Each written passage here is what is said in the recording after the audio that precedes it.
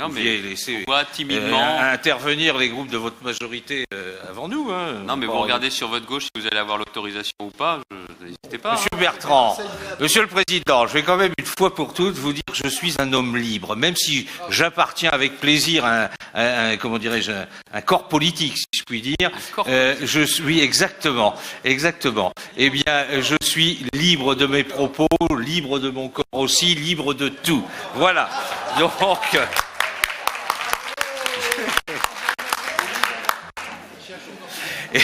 Et depuis 1988, où je suis adhérent dans la maison, ben, je vous rassure, j'ai survécu à peu près à tout. Et donc, voilà. Monsieur le Président, encore une fois, cette phrase, j'ai survécu à peu près à tout. Je suis toujours là, je n'ai même pas besoin de renaître de mes cendres, toujours présent. Nous vieillirons ensemble, Monsieur le Président. En tout cas ici, Monsieur le Président, très sérieusement. C'est bizarre que vous ne le souhaitiez pas à d'autres membres de votre groupe. Ce canal Seine-Nord, je l'avais appelé l'Arlésienne en Picardie. Nous avons, oui aussi, l'arnaque politique. Bon, nous avons toujours, que les choses soient bien claires, nous n'avons, en Picardie comme ici, jamais voté contre ce projet. Nous avons exprimé des... Non. S'il vous plaît, monsieur. Pas vous êtes le seul à avoir la parole. Nous sommes abstenus parfois sur certaines décisions, mais nous n'avons jamais voté contre et nous avons toujours dit pourquoi. Parce qu'effectivement, eh bien, nous allons malheureusement peut-être avoir raison, on verra ça le 28. Alors, Monsieur le Président, ce canal Seine-Nord, c'est au-delà de cette peut-être une fantasmagorie, en tout cas politico-électorale, est une infrastructure d'aménagement du territoire que l'on peut, c'est vrai, considérer comme indispensable pour alléger les liaisons nord-sud. Mais là aussi, pour relier aussi nos ports régionaux et fluviaux, Dunkerque, c'est notre collègue Emery, Lille, d'autres régions, il n'y a bien sûr que la Normandie qui n'est pas très contente de cette affaire. Et tout ça pour mettre à niveau, bien sûr, en même temps, les canaux à grand gabarit. En 2013, pour commencer seulement la genèse à cette époque, puisque conseiller municipal de Noyon, il y a déjà bientôt 25 ans, le maire de Noyon, à l'époque, nous promettait de faire du pédalo sur le nouveau canal à grand gabarit quelques années suivantes, il y a 20 ans de cela.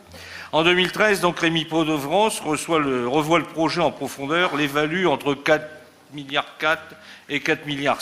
Bon, très bien. D'ailleurs, il sera intéressant un jour de savoir exactement comment il a pu réduire, sur quoi il a pu rogner pour obtenir ce chiffre, et notamment en matière de sécurité sur ce canal. En 2014, lors d'un déplacement dans la région, l'inénarrable Manuel Valls annonce bien sûr que les travaux commenceront en 2017. Il a intérêt à faire vite parce qu'il y a plus longtemps à attendre. On en est à 1 mois. Avant lui, Nicolas Sarkozy, le candidat sorti, était lui-même venu à Nesle, comment dirais-je, pour annoncer que c'était son réel premier déplacement de campagne, ça ne lui a pas porté chance. Attention, il semblerait que le canal à grand gabarit, c'est un peu la malédiction de Toutankhamon. En juillet 2016, la région Picardie, d'ailleurs, la région Picardie Nord-Pas-de-Calais vote une délibération pour un projet qui atteint aujourd'hui toujours 4,5 millions d'euros, sans tenir compte d'ailleurs de l'inflation et du prix qui, ne serait-ce que les matériaux, augmentent d'ailleurs chaque jour comme le coût du travail, avec des taux d'intérêt qui évoluent constamment à la baisse. Nous sommes aujourd'hui, sans un seul coup de pelleteuse, à près de 6 milliards d'euros. Vous le savez comme moi, 5,7 milliards. Oh, certains en ont déjà bénéficié, tous les bureaux d'études, les études qui ont été faites par toutes les collectivités, au moins cela a fait du beurre. Au-delà de ça, sur le volet financier, et c'est pour ça que nous l'avons redit, je ne sais combien de fois, nous avions annoncé de multiples fois donc que ce volet financier n'était pas clos, qu'il n'était pas prêt de l'être, et nous assistons avec une certaine stupeur à ce que nous craignons. Effectivement, il suffit de reprendre les chiffres et de lire la presse pour constater que le compte n'est pas bon.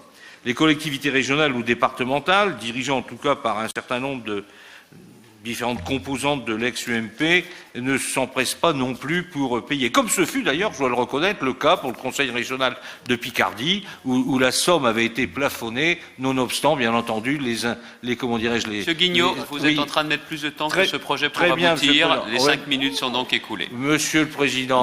Non, 5 minutes, non, maintenant c'est bon, on s'y tient, tout le monde était prévenu. Monsieur Darmanin.